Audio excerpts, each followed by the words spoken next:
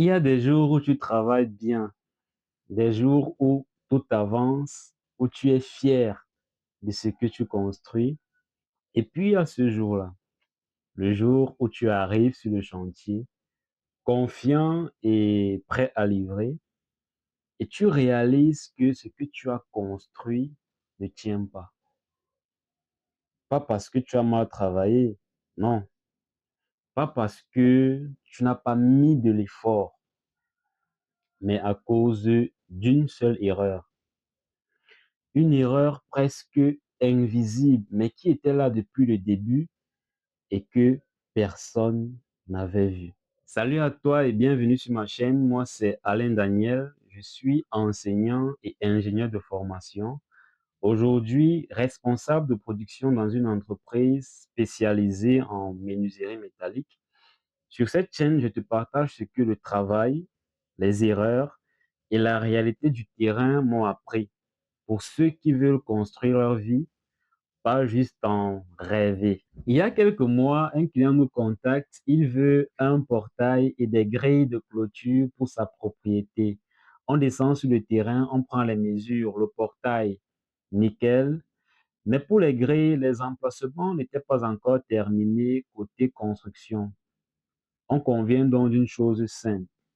Le client nous envoie les dimensions dès que c'est fini. Les dimensions arrivent par l'intermédiaire d'un de ses techniciens. On fait confiance, on démarre et franchement, tout était beau. Chacun avait fait son job. Les soudures, les finitions, les détails, tout était soigné. L'équipe et moi étions fiers et on avait de très bonnes raisons de l'être.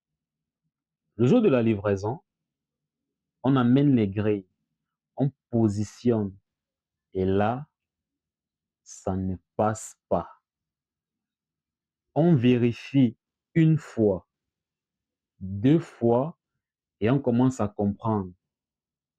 La hauteur des grilles ne correspondait pas.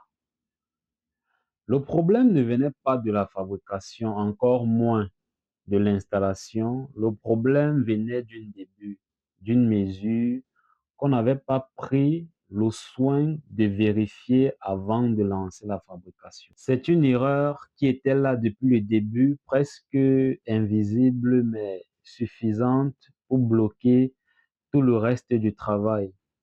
Et à ce moment-là, il n'y avait pas de solution miracle. On a dû arrêter, démonter toutes ces grilles et recommencer à zéro. Est-ce que tu sais ce que ça coûte de recommencer des ouvrages à zéro? C'est du temps perdu, de l'énergie perdue, de la matière première perdue, mais surtout, c'est une chose et elle est difficile à récupérer, c'est la confiance du client qu'on avait commencé à gagner. Le travail, il était bien fait, mais ce jour-là, c'était zéro. Parce qu'un bon travail sur une mauvaise base reste un travail à refaire. Et ce soir-là, en rentrant chez moi, je n'ai pas pensé au chantier. J'ai pensé à moi. Je me suis posé plusieurs questions. Des questions que je te pose aussi. Combien de fois tu as avancé alors que le problème était déjà là depuis le début? Combien de fois tu as forcé alors que tu sentais que ce n'était pas aligné? Combien de fois tu as voulu aller vite sans vraiment être prêt? Et combien de fois tu as continué juste parce que tu avais déjà commencé? Et c'est là que j'ai compris une chose que personne ne t'enseigne vraiment. On ne perd pas toujours à la fin. On perd souvent dès le départ et même sans s'en rendre compte. Et donc, le problème, ce n'est pas ce que tu fais aujourd'hui. Parfois, c'est ce que tu n'as pas pris le temps de construire correctement dès le départ. Et si tu ne t'arrêtes pas pour vérifier, si tu ne t'arrêtes pas pour te remettre en question, tu continues d'avancer, certes, mais en réalité, tu t'éloignes. Tu t'éloignes d'une fondation solide. Tu t'éloignes de ce que tu aurais pu construire correctement. Et puis un jour, tout ce que tu pensais avoir construit ne tient plus. Et à ce moment-là, tu as deux choix. Soit tu continues à faire semblant, soit tu arrêtes tout et tu recommences à zéro. Ce que tu refuses de corriger aujourd'hui, tu finiras toujours par le payer demain.